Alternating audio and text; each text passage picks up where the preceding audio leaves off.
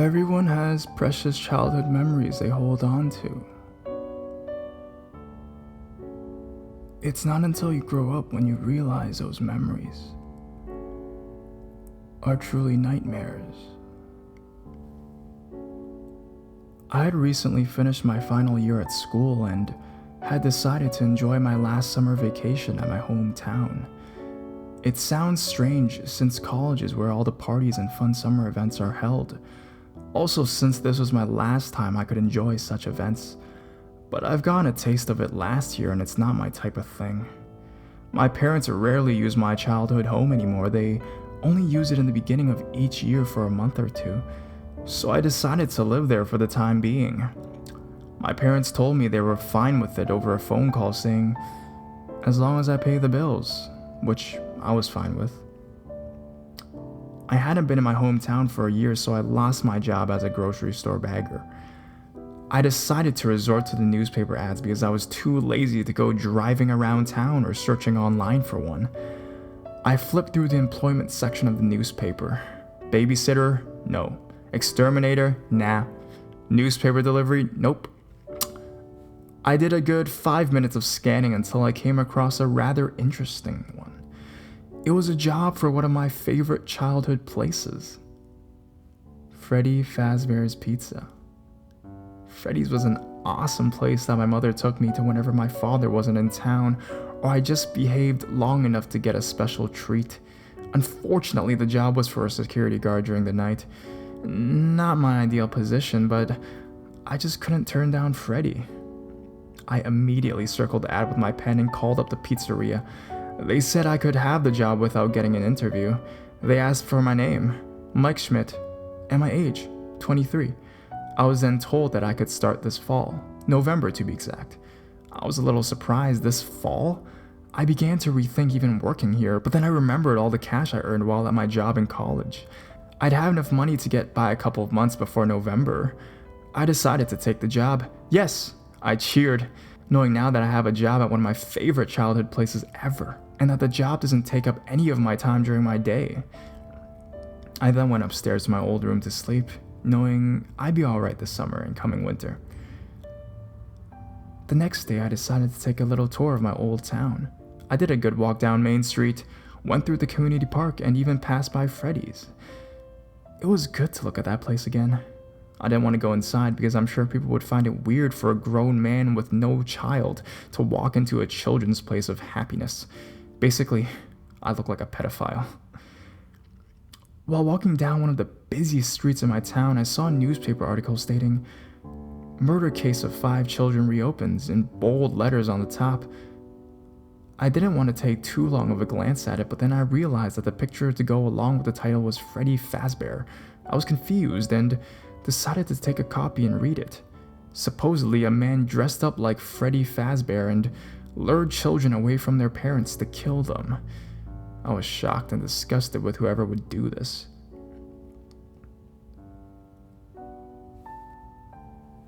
The next couple of months weren't eventful. None of my childhood friends returned home like I did, even knowing I was here.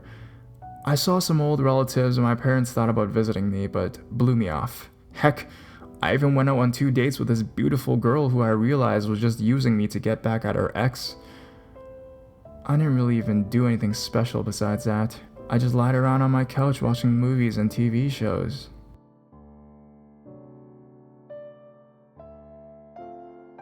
Things went on and on like that until November came. November 8th to be exact. It was my first day on the job. I had little money left, so it was good to finally start getting an income again. Night 1. It was Monday night, and I was about to head out to the pizzeria. I was a bit excited and worried at the same time. Excited because I was starting a new job at one of my favorite childhood spots, and worried because I would be there all night. I was planning on sleeping the whole day to rest up for the rest of the night, but I just couldn't fall asleep. Well, I said to myself, not giving it too much thought. When I arrived at Freddy's, a man was waiting outside for me. Hello? Are you the owner here? I asked. Who wants to know? He responded. I'm Mike Schmidt, here for the night watch job, I said. Oh, yes, how could I forget? Who else would be here at 12 a.m.? He chuckled. Neighborhood watch? I added, laughing slightly. Are you the one who's gonna be teaching me the basics? I continued. Nah, I'm just the owner, as you guessed. I'm here to just give you a pair of keys to the place. Your mentor left a message for you in the security office. Well, here you go. He handed me the keys. Remember, your shift always starts at 12 a.m. and doesn't end until 6 a.m. You got it? He asked, sounding a bit anxious. Yes, of course, sir, I replied. Good. Well, good night, son. Don't mess this up or else you're out, he said, walking towards his car. Good night, I called, but I do not think he heard me. I then opened the door to the place. Fortunately, he left it unlocked for me. Not that it's much of a big deal if it wasn't. After all, I had keys. I then looked around the place. A huge sense of nostalgia hit me like a ginormous wave. I then recalled sitting at the party tables with my mom and friends, eating pizza and watching Freddy and the band sing. I then looked at the stage. There they were, Freddy, Chica, and Bonnie. How nice it was to recite those names again. After I relived my childhood memories, I then scanned the rest of the building, looking for the security office. My guess was that it was in the back of the building, which it was. I peeked in to see that there was no one in there. I walked into the room somewhat annoyed by the sounds of the rotary fan. I thought about turning it off, but then I realized how warm the room was. I had no choice but to keep it running. I also noticed a little beep sound going off every couple seconds. I located the sound to be a message machine. I pressed the play button. A voice came on. I was surprised and wondered who it was. Was it my mentor? Hello? Hello? Hello? Hi. I'm the old security guard at Freddy Fazbear's Pizza. Hopefully you're getting this message. I need to explain to you what to do. Now, I'm actually finished my last week here. That's why you're getting my job. I got my hours changed 8 to 11:30 p.m. since I didn't have to up so late anymore. Sorry, that's your job now. Now, let me explain to you the basics so you can get through your first week. Now, on the table you're hopefully at, you should see a tablet. I glanced over the table and saw that the man was right. There was a large tablet with a gray trim sitting on the table. I picked it up and turned it on. If you see it, turn it on. The first thing you should see is a camera view of the main show stage, along with a lot of different square buttons on a map. Those square buttons are actually all security cameras that you need to check every now and then to make sure someone or something didn't break into this place. The map is actually a whole layout of Freddy Fazbear's Pizza, so you can get a pretty good idea of where things are. Now, I know what you are thinking. Who in the right mind would sneak into a children's place of fun? People aren't the problem here. It's actually the animatronics. You know, Freddy and his pals? I was confused. I tapped each camera, looking around, seeing if anything was in the building. There was nothing. What I mean by that, he continued, is that the animatronics get a little quirky at night. They are left in some sort of free roam mode at the night for some reason and walk around the whole building. They used to be able to do that during the day, but then there was the bite of 87.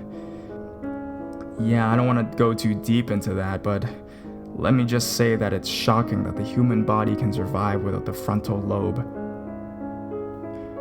I was getting a little creeped out now, checking the cameras again to once more find nothing.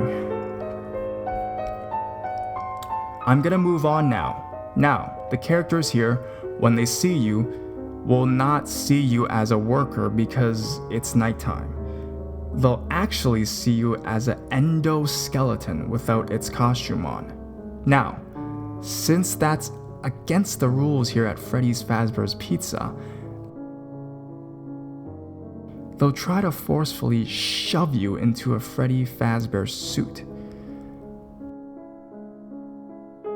Now that would not be so bad if it weren't for the suits being filled with animatronic devices and crossbeams, especially around the facial area.